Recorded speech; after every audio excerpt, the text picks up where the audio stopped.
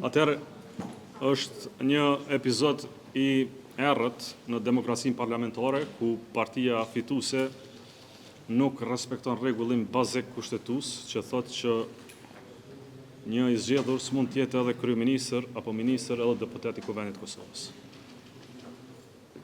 Qëndrimi i partisë fituese që me 10 deputet që ushtrojnë funksionet të kryeministrit përkatësisht ministrave, përqen dhe deputet njëjtën kohë, pra dhe ministër dhe kryeministër dhe deputet, është ndrim jo kushtetues, i cili bëhet si pjesë e një loje politike për të zvarritur sa më shumë formimin e institucioneve dhe blerë kohë.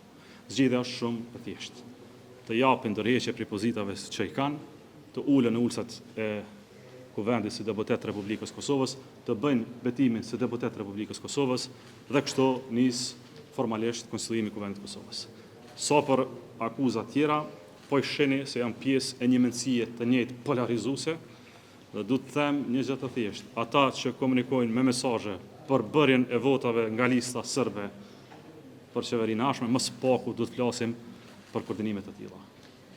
Megjithatë, një letër e dorëheqjes drejtuar kryetarit parlamentit të deri tashmë Lauku Njufcës është publikuar nga vetëvendosje. A konsiderohet ajo dorëheqje nga nga LDK-ja kompletisht? Pse nuk e pranoni? Faleminderit që po më jep drejtën me furtë për parti tjera, nuk e kam. Do të flas vetëm për LDK-n. Nëse është dhënë një letër dorëheqje dhe të njëjtët kanë vazhduar në zyre dhe zyret i kanë këtu, atë çfarë vlere ka kjo letër?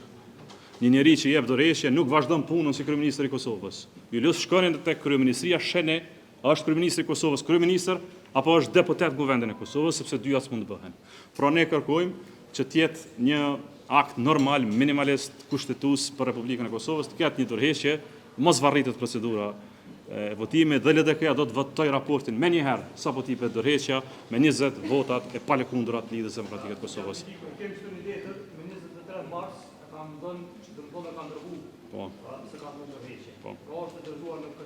Por megjithatë po vazhdon detyrën e kryeministrit nga 23 marsi deri më sot. Tani këto janë çështje interpretime kushtetuese për Kuvendin e Kosovës, se ne jemi deputet Kuvendit të Kosovës. Ne nuk do të bëjmë shkelje të tjera kushtetuese që nesër përdoren për rrëzimin e qeverisë. Pra nesër po e votojmë ne një raport të tillë të komisionit, nesër kush do mund të arrëzojë një qeveri të ardhshme të Republikës Kosovës dhe kështu shkaktoj zgjedhjet parakoshme në afate që ata i planifikojnë politikisht. Procedura është shumë e thjeshtë. Komisionit i dorëzohet një letër dorëheqje, pas së cilës janë dhe votat konstitutive. LDK janë mbështet në momentin e parë që deputetët janë vetëm deputet Kuvendit të Kosovës dhe s'kan funksione tjera. Njerëzit tonë këtu që kanë me vete, kanë dhënë dorëheqje nga funksionet e veta. Jona Lëshaku Sadriu ka dhënë dorëheqje prej nënkryetares komunës Prishtinës. Alban Zoga ka dhënë dorëheqje prej nënkryetarit komunës Prishtinës, kanë ardhur për të bërë betimin për deputet. Nuk mund të jesh edhe deputet, edhe kryeministër, edhe ministër, edhe gjithçka tjetër. Është rregull bazik demokratik. Rrethana që jemi, a do të jetë LDK-ja pjesë e qeverisë opozitës nëse partia e parë dështon? Ne të konstituojmë një herë Kuvendin e më pas flasim për hapje tjera. Natyrisht. Jo, ne do të bëjmë betimin një herë. Ne do të betohemi si deputet më pas hapat e tjerë. Por seanca do të thirret sa më parë, sipas rregullorës do të thirret brenda 48 orëve.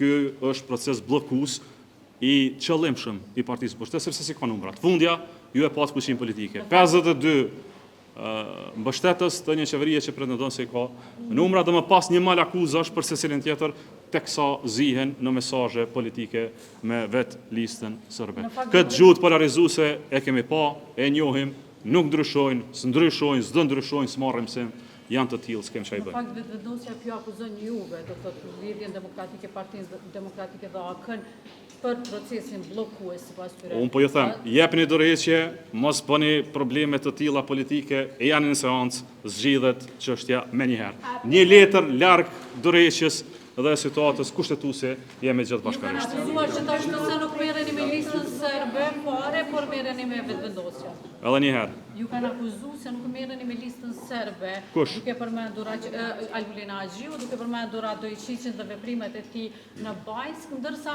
po merreni me vetëvendosjen. Si kundërpërgjigje? Po kjo është, domethënë kjo është trillim i papam.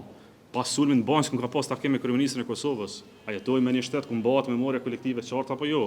Por cila parti politike nuk ka dënuar sulmin politik terrorist në Bajsk? Ne kemi pas takim institucional për sulmin. Pra, Klan Kosova dhe Radio Evropa Lirë sa porani. Edhe e treta. Ra një pjesë e Klan Kosovës. Por media triumfojnë sërish. Shqeqoni. Ajo që ka, do me thonë, kjo gjua polarizuese është jo dobishme për Republikën e Kosovës, është gjuhë në shërbim të polarizimit më të tjeshëm, s'kam se si ti përgjigjem, përveç me qëndrimet politike të Lidhjes Demokratike të Kosovës. Por ajo që ka poshtë, se si janë njerëzit tonë, deputetët tonë, dhe kësa flasin për votat të listës sërbe për qeverinë. Janë deputetët e asaj që pretendohet jetë e qeverisë e ashme. Edhe një pyetje. Tani, kryesuesi e dërgoi seancën tek presidentja. Nuk e di, është rasti pa parë kushtetues deri më tani në historinë parlamentare të Republikës Kosovës, por pramë që se mblidhemi, pozicioni është i njëjtë. Duhet jepet dorëheqja për të shtruar funksionin e deputetit. Nuk bën të kemi edhe deputet edhe ministra qeverisë. Po, të lutem. Thatë nuk përdojnë rreziku që një qeveri e ashme të bije për shkak këtyre gabimeve. Apo i bjen që keni ka një marrëveshje dhe mund Ja. një qeveri të Duhet bjen për shkak të vullnetit politik, jo për shkak të rregullave kushtetuese. Ne duhet jemi të pjekur si shoqëri demokratike që mos ta shkelim kushtetutën me vedije. Nëse tim kërkon sot me votu diçka që unë jam i bindur që është shkelje kushtetuese, atëherë është e padrejtë, s'është mirë. Duhet të harrojmë kushtetueshmërinë e Republikës Kosovës.